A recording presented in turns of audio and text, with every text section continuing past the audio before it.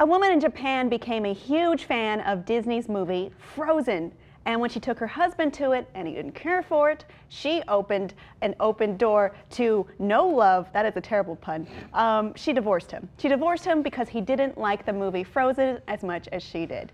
Which brings us to a really interesting conversation. One, I don't think that's all there was to the story. I agree with you. And two, can you see yourself ever ending a relationship over someone not liking something the way you like it, or loving like something pop culturally?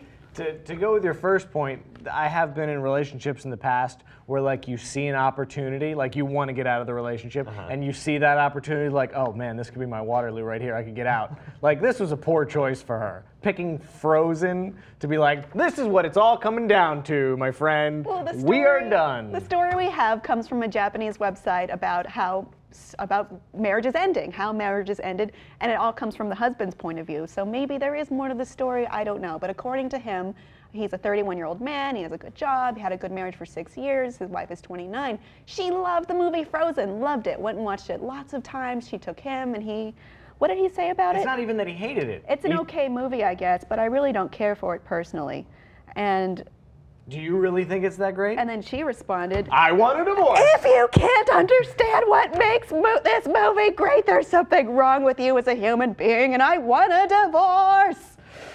Which it may be elaborated or dramatized, Not but exactly the same message of understanding and compassion that the movie tries to drive forward, but to each your own. I think there needs to be room in relationships for people to like the things that they like, and for you to just like, if you don't like it, that that's not your thing. There are plenty of TV shows that my girlfriend watches that are not my thing, and she watches it when I'm not around, and I have plenty of shows that I watch when she's not around.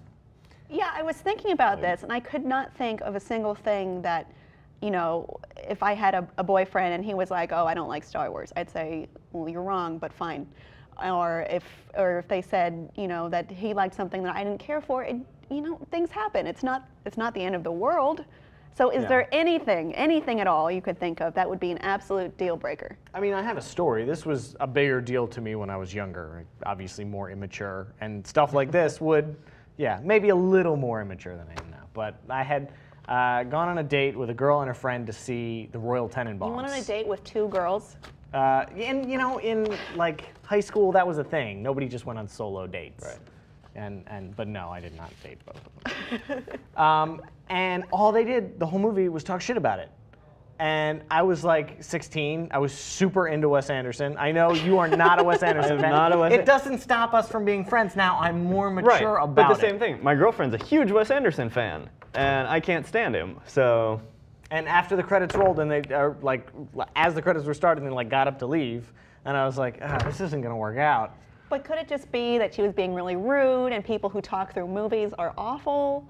No, I kind of talk through movies sometimes. Oh, well, you're awful. Yeah, but I'm not Could it have been of those things? I don't think there's any specific piece of pop culture that's like a deal breaker for me, but there are like behaviors that are deal breakers, like when it comes to how culture is consumed. So like if somebody doesn't like movies, I can't be with that person. How do you not like a medium though? Right?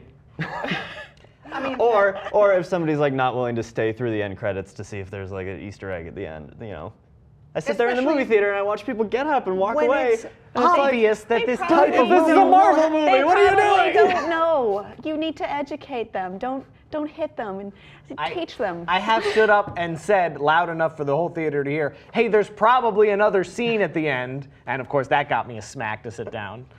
Who smacked you? Well, Okay. people. All right. I don't want to say that I just go to movies with girls and have miserable times and I'm the worst sounds like you person. do. I have really lucked out in this sort of thing too.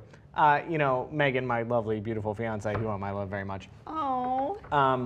She Don't fuck it up. She, she knew I was a big Doctor Who fan. She knew I was a big Firefly fan. She knew I was a big X-Men fan. Mm-hmm. She gave all those franchises a try, and she likes them. I lucked out.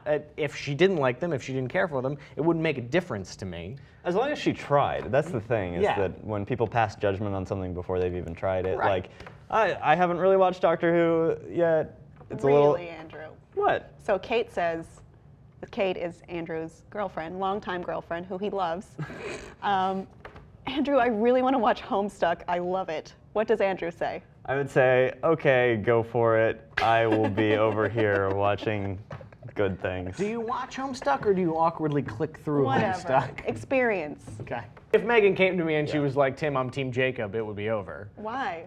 Because Team Edward for life. But Jacob loves her like no vampire ever could, and the passion is brewing. Yeah, except when he instead loves her infant daughter. Maybe fucking weird, it's just Jacob. a piece of her heart, and You really couldn't keep I a straight know, I face was for this. trying to have a... I don't care. I don't give a fuck. Do you have something that is universally loved but you just can't get into and maybe is your secret shame and you never wanted to tell anyone until now? I do. Probably, I will get a lot of hate for this, but I'm sorry. I'm not really a fan of The Fifth Element. I've tried watching it a couple times.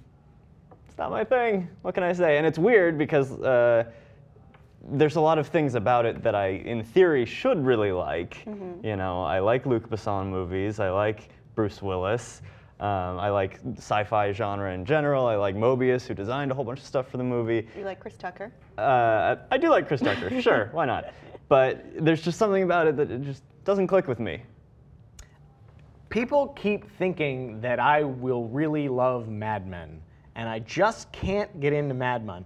I watch it with Megan, and all I can do is criticize it because I'm a negative person. Yeah. And obviously she hates that, so she doesn't watch it with me anymore. But I just don't get it. It's so slow and misogynistic, and nothing of any value ever develops with any of these characters. They're exactly the same as they were in season 1. Oh, you are gonna get a talking to in the comments. I don't know. I don't feel like there's anything. I don't know. I'm just so reasonable and easy to get along with. Remember that thing that we were saying about that as long as you try watching something, it's all good? Yeah. Yeah. You're not my boyfriend, so I don't have to do what you say at all. Let's finish this. Is there any pop culture, movie, TV show, book, comic, what have you, that you love so dearly that if your significant other were to not like it, it would be a deal breaker, as Tina Fey would say? Let us know what you think below in the comments. Please be sure to subscribe, and please be sure to check out our Facebook page.